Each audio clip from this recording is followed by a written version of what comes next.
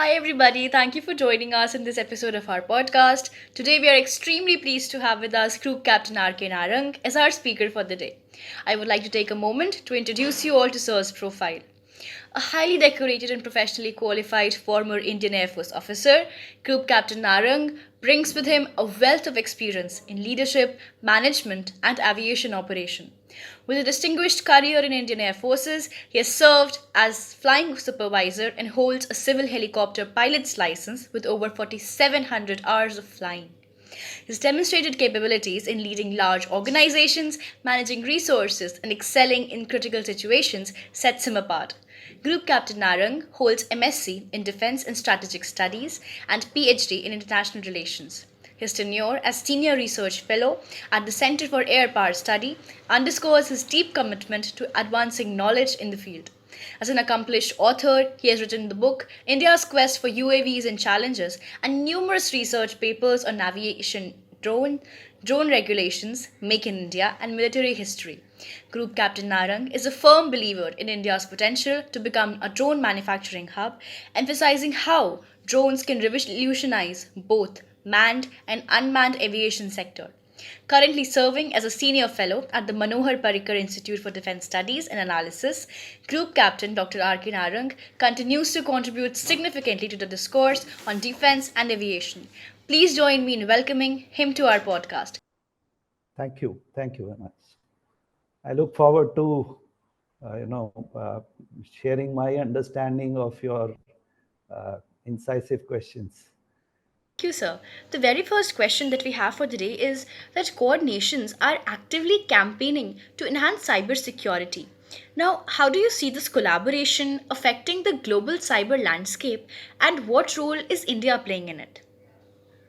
See, personally, I'm not a code expert, but I do know that COD has been active in the cybersecurity domain. It has undertaken initiatives to address threat in the digital domain.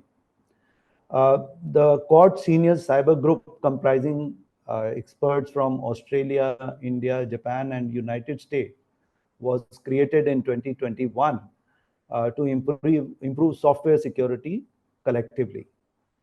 India by itself has a strong workforce and capabilities in software and cyber domain. That's a well known. However, it lacks some hardware manufacturing capability, and to address some of these gaps, it has established mutually complementary bilateral collaboration with the U.S. National Science Foundation and the Indian Department of Science and Technology, who would provide joint funding to research projects in computer and information science and engineering, cyber physical systems, and security and trustworthy cyberspace. In addition, NSF and MIT will fund joint projects in applied research areas such as semiconductors, next generation communication, cybersecurity. So, as a whole, India is an active member in the cybersecurity domain, and not only through COD, even through bilateral mechanisms. India is working with the partners to strengthen this emerging and most important field in civil military domains. Thank you. Thank you, sir. I would now like to bring in the context of Digital India to our talk. How, according to you, can India ensure the safe and secure integration of drones into the country's digital ecosystem? Drones are flown without pilots. So, operation of drone has a lot of digital signature. You have to use communication bands, you have to use digital technologies.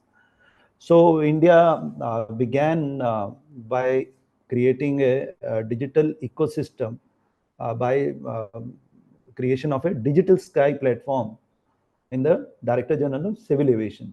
Now, this platform was meant to provide online single window approval for operations, training, certification, and all other associated activities, so that people go through one platform and then take all the approvals. But remember, this was only a beginning. Uh, further digital ecosystem connectivity requires more research and technology development. And in that field, I believe we have to do much more in this domain. Uh, to cite few technologies where India has to develop them in India is, let's say, collaborative identification of small drones. Because small drones, why it is important is, small drones are not detected by current radars, whether in the civil aviation or the military aviation. So you need special collaborative digital identification tracking and no identification of uh, drones in the civil military space. So that's one area. The second part is this would require, let's say, create development and testing of systems like remote identification and tracking, detect and avoid system, unmanned traffic management system, and some other technologies so that you can really identify a drone flying in Indian airspace. So that part is still required. When you look at USA and Europe, Federal Aviation Administration of USA and European Aviation Safety Agency of Europe, they lead the R&D program to develop some of these enabling technologies to integrate drones in their respective airspace. However, and both EASA and FAA have launched multiple R&D initiatives to develop enabling technologies which will facilitate integration of drones in their respective airspace. India also needs a similar R&D programs to facilitate integration of drone in airspace. Uh, However, let's say DGC and Ministry of Civil Aviation or any other entity, they do not have a corresponding R&D initiative. So I think we need to, if India has to really look at the future of integration of drones in the Indian airspace as well as in the digital domain, then we need a R&D program to fill these technology gaps to integrate drones. Now, also to do that, we need to create an R&D ecosystem that could include, let's say, establishing, launching of R&D programs, establishing of testing sites, formulation of standards. To some extent, we have created, but the next levels are still required. Creation of certification of drones beyond 150 kg, because currently we are certifying till 150 kg, and any other technology which is required for integration of drones. Because remember, whatever drone is flying, you are monitoring on ground. So this information of multiple drones flying in thousands or lakhs over Indian airspace, they will have to be integrated on an autonomous basis. So digital infrastructure will play a critical role, and new technologies will have a major role. So I think more needs to be done in this field. Just banking on that, sir, considering that India's drone industry is at an inflection point, what are the key policy changes or initiatives that you believe will push or accelerate the growth and innovation in this sector? India really took a very pragmatic step when they, first of all, they came up with the drone US rules in April 2021. Uh, Within 4 months, they canceled those rules and then came up with the new drone policy, which is called Drone Rules 2021, which was published in 25th August 2021. I think it was the most pragmatic initiative taken by the Indian government to promote development and manufacturing of drones and operation of drones in India. The policy, initially laid the foundation of further follow-on policies on drone training, drone certification, and government came up with the productivity linked incentive schemes. Then also, government came up with the Kisan drone scheme. So these initiatives really set the tone for future growth of Indian drone industry. India wants to become a global drone hub by 2030, which is a very aspirational goal. Indian private sector companies are wide varieties of small drones. And in fact, in the military drone segment, some of the drones developed by the Indian companies, they supplied to the Indian Defense Forces by competing against the global manufacturers. So if they could outperform, their products could outperform global manufacturers, then I think it's a compliment to the young drone industry led by startups and MSME to come up with such solutions. So I think it's a big step. But we need to remember that current capability of drone industry and drone policies have certain limitations. So if what policy changes when you ask, now we realize that while Ministry of Civil Aviation regulates the drone operation, it has come up with a policy, but it is not the owner of drone technology development and filling up the drone technology gaps. So I think we need to come up with a policy where we designate a nodal ministry for drone technology and integration of drones in Indian airspace. That is the most important part, which we policy change we need. Then we need to launch an self-reliance program for critical drone technologies. Third thing I believe we need to do is um, have a different technology development programs to integrate drones in the Indian space. Now that could be a technology development, that could be a trial program, that could be a testing program, that could be a formulation of those things. So those changes are essential to bring that thing. And Ministry of Civil Aviation, I personally feel, has all the credentials to become the nodal ministry, but I think I will leave it to the government. Other changes which we need is, remember that current drone policy is applicable to drones weighing below 500 kg, and drone beyond 500 kg would be treated as per the aircraft rules 1937. Now it's a little vague area because drone is not flown by a pilot, so there will be some changes required. So I think we will have to work on formulation of standards and certification mechanism for future drones which are weighing more than 500 kg, because what you must have seen, Indian industry is showing human carrying drones. So they are developing those kind of capabilities, which will certainly be more than 500 kg. So I think we have to move in that direction. This next policy change is review of, or rather upgradation of certification mechanism. Current certification mechanism involves Quality Council of India does the certification process, and it is approved by the DGCA. But current policy is limited to certification of drones weighing less than 150 kg. So how, what policy changes are needed to certify drones more than 150 kg will be the next initiative, which is the most important.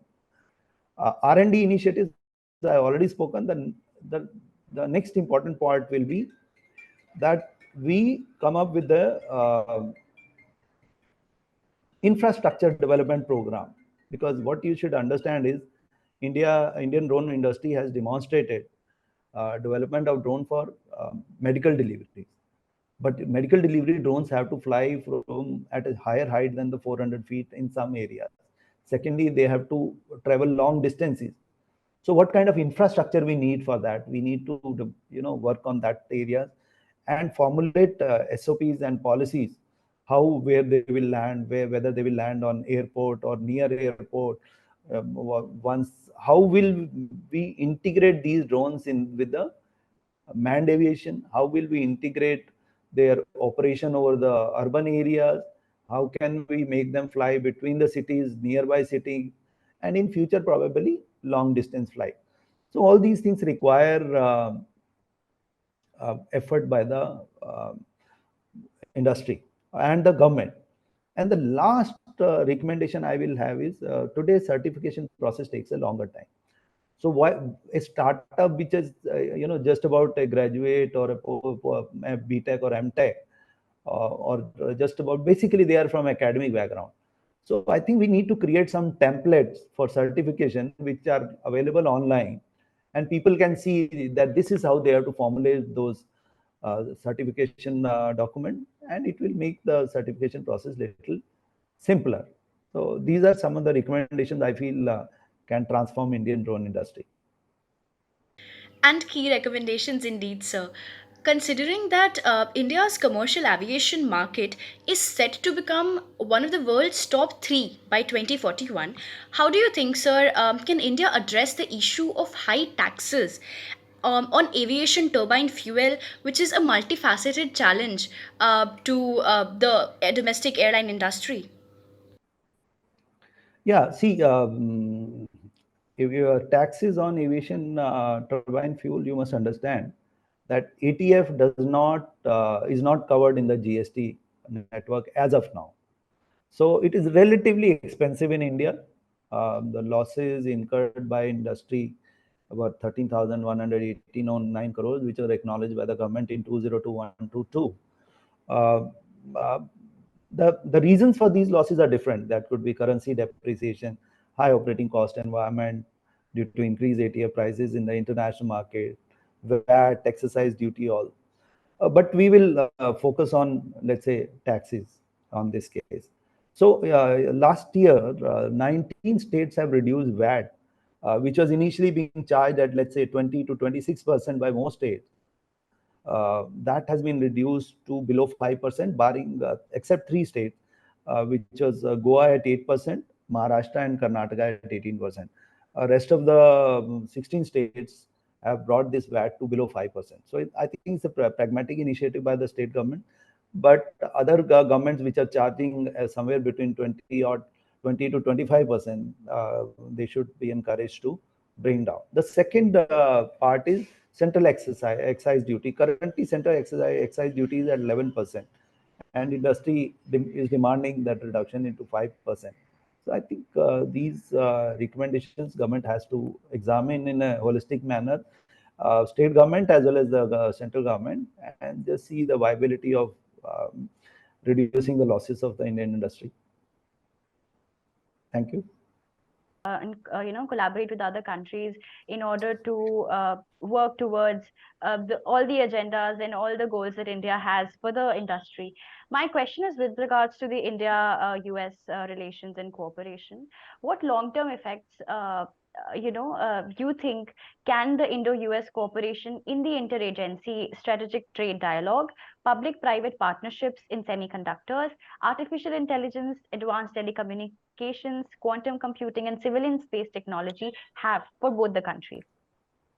So you are covering the entire gamut of collaboration between the two states, Yes, sir. two countries. So it's a big task, but I will um, cover it in two parts. First is what all initiatives we are taking, and then second part I will analyze as to, is India ready to address them?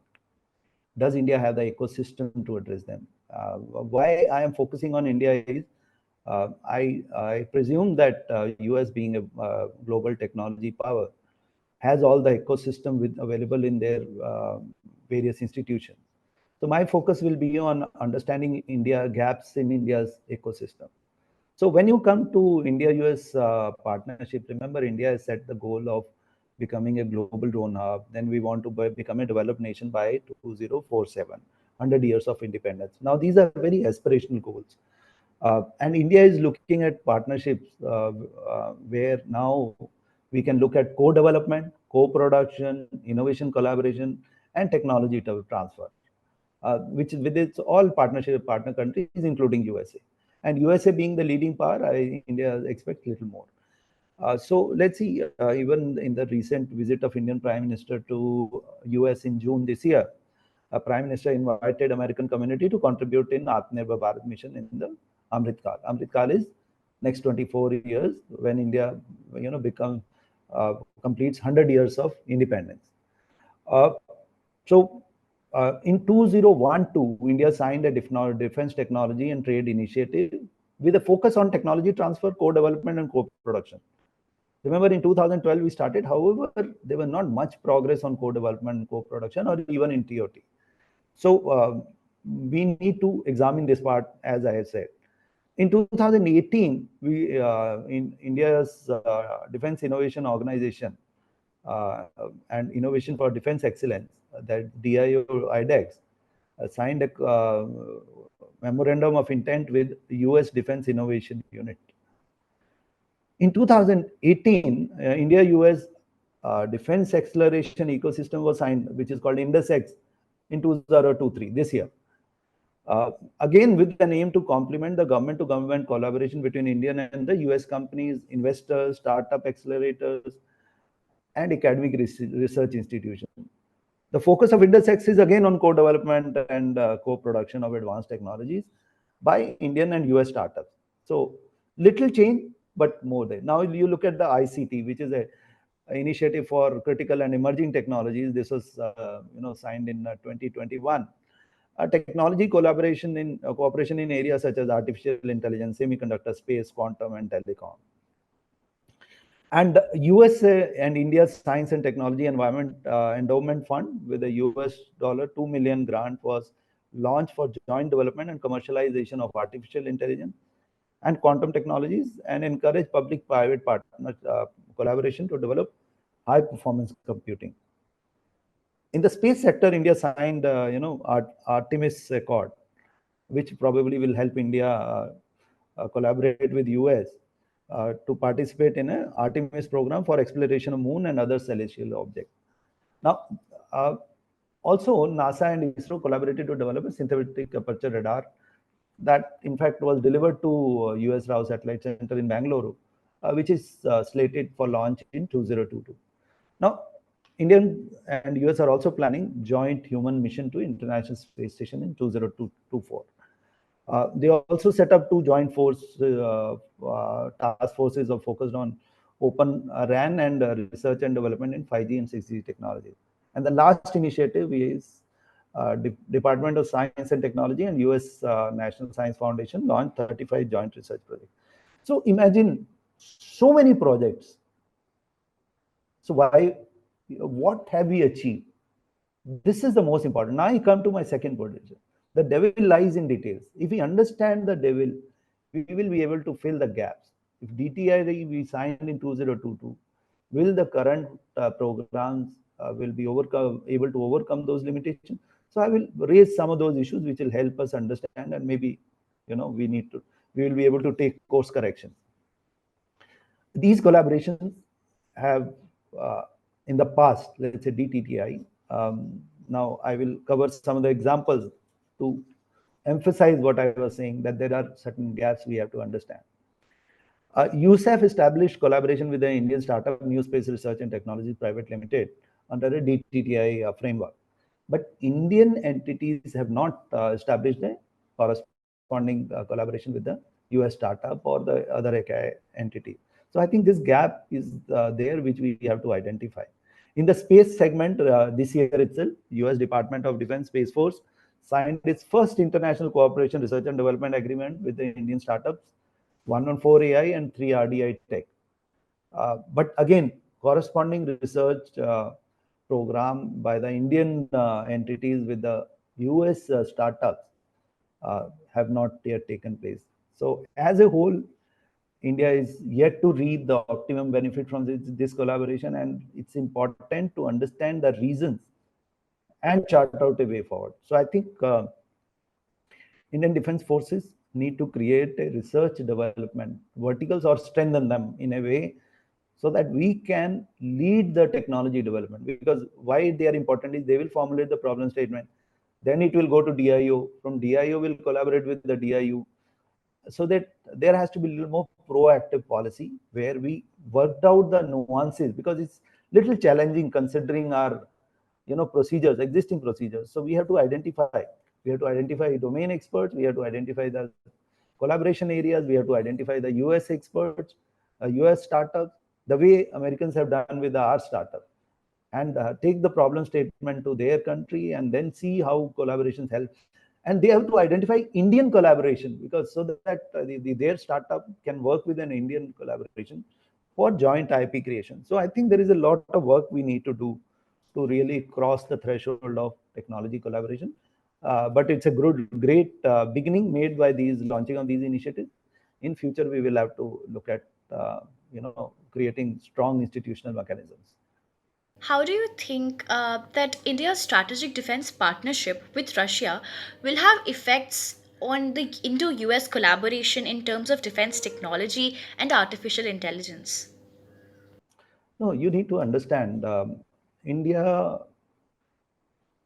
has made significant progress in establishing collaboration with the Western countries, including US. So India US has moved in the last a decade and a half.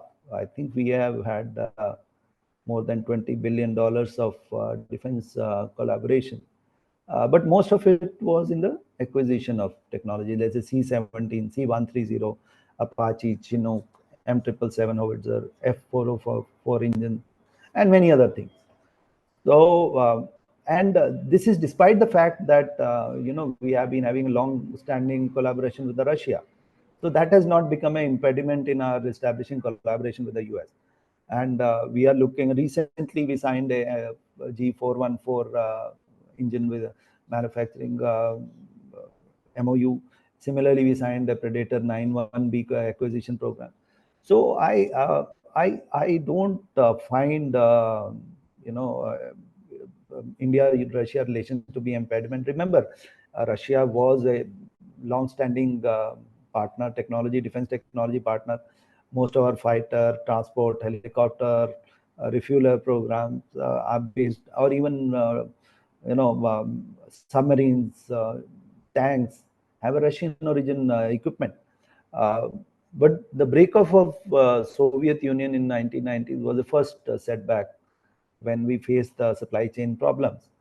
But those were corrected, and we were able to overcome those limitations. Uh, Fifth generation fighter aircraft was a second program where we became very aspirational to co-develop. However, it did not succeed. So again, there was a little bit of, I'll say, pause, or rather course correction. But again, we have acquired S-400, which is a strategic missile, and we have established a AK-203 rifle manufacturing in India.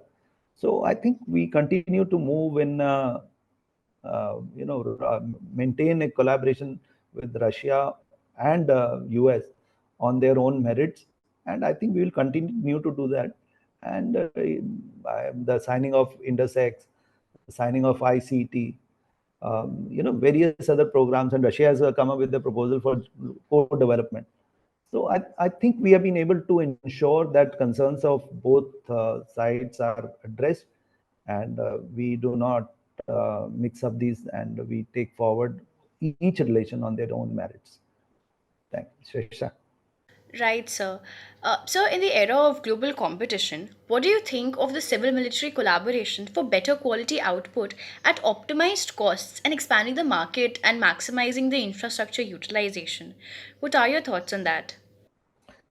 Civil military collaboration, some people call civil military fusion, has been the pillar of growth of technologies. So aeronautics and drones are shining examples where civil military collaboration has helped countries grow in these sectors. Uh, uh, if we have to look at India, for civil military collaboration, we need a civil vertical. Our defense vertical is doing very well, because when I look at defense vertical, we have made number of fighters. Let's say LCA, we have made a HTT-40 trainer. We are looking at LCA Mark II. Then we are looking at a advanced medium combat aircraft. We are also looking at let's say Saras, small light transport aircraft. We are looking at let's say Hansa civil trainer. But in civil sector, we it's not been a coherent R&D, long-term R&D program. Let's say RTF, say, Regional Transport Eka program. They have not moved at par. In the military sector, even in the helicopter domain, we started with the advanced light helicopter. We made 4 versions of advanced light helicopter. Maybe in future we'll make a fifth and sixth version, which will probably have much futuristic, technologies. And we have come up with a light utility helicopter. The first one took about 25 years. The second one took just about a decade plus. Light utility helicopter and the advanced light helicopters have come up in a matter of a decade. Now this is how you take the learning forward to the next level. The first one may take more time, but the second and third one will naturally be, uh, you know, some of the timings will reduce. So it is a progress. But when I come to civil sector, there are few observations I have. Let's say in the civil aviation sector or drone sector, when I see Ministry of Civil Aviation or DGCA do not have a civil aviation a self-reliance roadmap or R&D funding and R&D initiatives. So that's one. And recently, India procured 1,000 commercial aircraft. Now, these were procured by Tata. 500 each aircraft were procured by Tata Airlines and Indigo Airlines.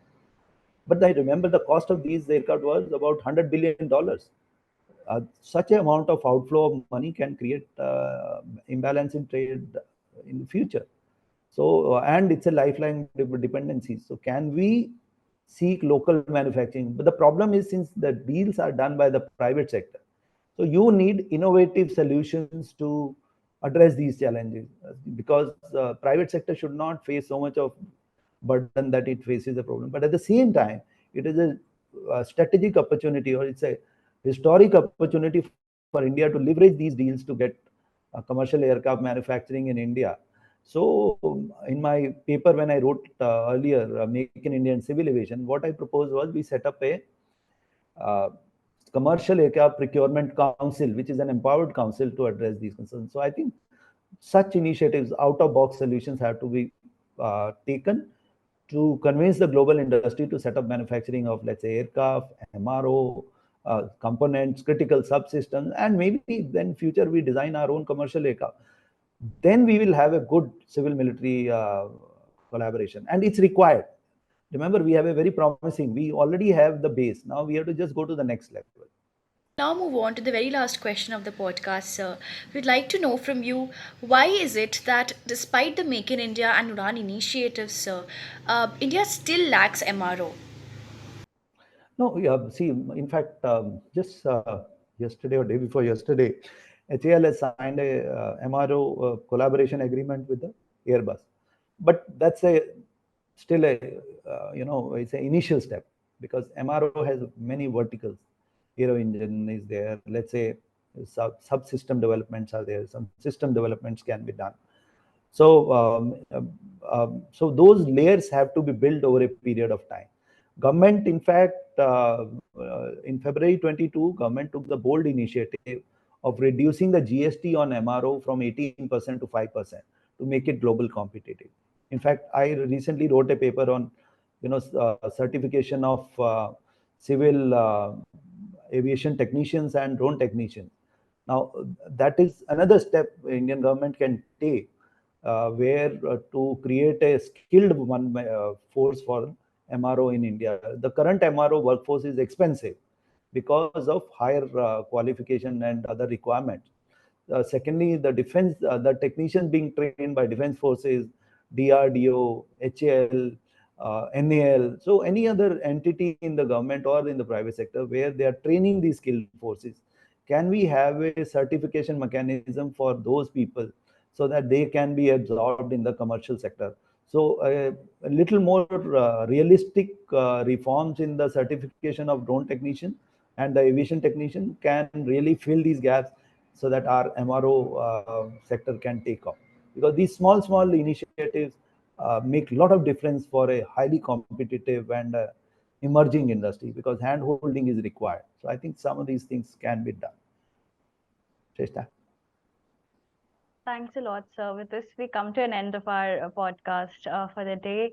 On behalf of the entire core team of Indian Forum for Public Diplomacy, I wanted to extend a heartfelt gratitude to you, sir, for agreeing to come and share your insights with us and our audience. Your insights and expertise, and your depth of knowledge was nothing short of amazing. And I'm sure it would have left an amazing impact on even our audiences who are watching us right now.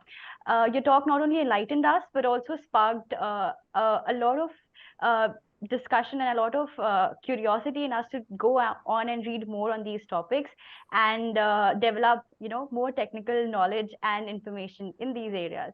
Once again, sir, thank you for an amazing and enlightening discussion. We look forward to having you again on some other platform on another session with us.